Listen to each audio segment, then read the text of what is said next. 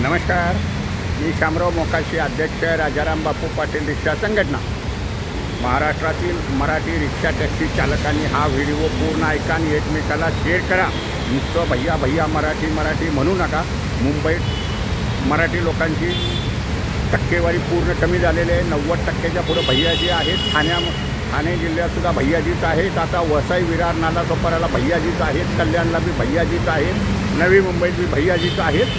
मराठी लोकांनी आता भैया भैया न करता तुम्ही ताबडतोब RTOला ऑनलाईन 500 रुपयाचा अर्ज करा, पोलीस रिपोर्ट करा, आधार कार्ड, पॅन कार्ड, तुमचं लायसन बिलला घेऊन जावा। तुम्हाला एका दिवसात रिक्षाचं परमिटसाठी ऑफर लेटर मिळतं आणि ते तुम्ही घ्या।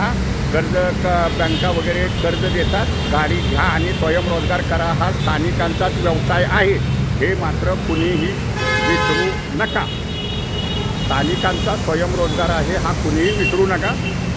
मराठी करण्यापेक्षा, भैया भैया करण्यापेक्षा प्रत्येक मराठी ज्यांच्याकडे लायसन बिल्ला आहे त्यांनी ताबडतोब RTOला जावा। तुम्हाला ते एकाच दिवसात परमिट मिळतं। कुणाला काही विचारायची गरज नाही, काही नाही। खाली ऑनलाईन करायचं, 500 रुपयेही भरून पोलीस रिपोर्ट ऑनलाईन करायचा। तुमची सगळी कागदपत्र घ्यायची, त्या साहेबाच्या समोर जायचा, मला रिक्षा चालवायची आहे बघा, ही माझी कागदपत्र आहेत, मला ताबडतोब इरादापत्र द्या, मी गाडी घेतो, मी सुशिक्षित बेरोजगार आहे। आणि ते इरादापत्र काढताना तुम्हाला एक 100 रुपयाच्या स्टॅम्प पेपरवरती तुम्हाला प्रतिज्ञापत्र करावं लागतं। मी कुठं कामाधंद्याला नाही, नोकरीला नाही, सुशिक्षित बेरोजगार आहे, माझी कागदपत्र ही नकली कुठली नाही, तर मला रिक्षाचा परमिट द्या, मी त्याचा दुरुपयोग करणार नाही, एवढं त्या ॲफिडेव्हिटमध्ये लिहिलेलं असतं।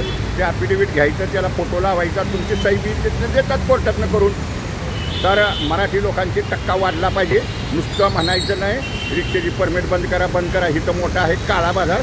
भैयाजीच गाड्या चालवतात, भैयाजी जिंकतात, भैयाजीच गाड्या पकडून आणतात, भैयाजी RTOमध्ये बी सगळे भैयाजी।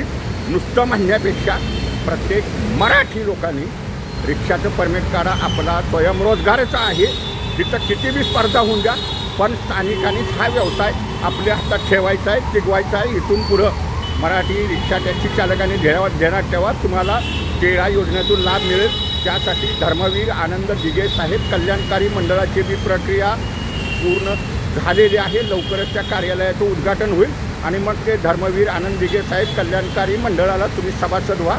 वार्षिक फी 500 रुपये आहे, त्याच्यातून टेळा योजनेतून ह्या मराठी लोकांना न्याय मिळेल, हे मात्र लक्षात ठेवा। प्रत्येकानं मीटरनं व्यवसाय करा, भाडी नाकारू नका।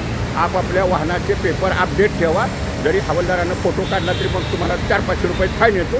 भैयाजी बोलते हैं हमको क्या नहीं लगता, हवलदार फोटो निकालता है, हमारी गाड़ी पे 50,000 फाइन होएगा तो भी हम भरेगा नहीं, हवलदार जानो और भैयाजी जानो। तर प्रत्येकानं लक्षात ठेवा मराठी लोकांनी। आणि हा व्हिडिओ जास्तीत जास्त शेअर करा। मूचवाले मोकाशी यूट्यूबचे व्हिडिओ पाहत राहा, ऐकत राहा, शेअर करा। धन्यवाद।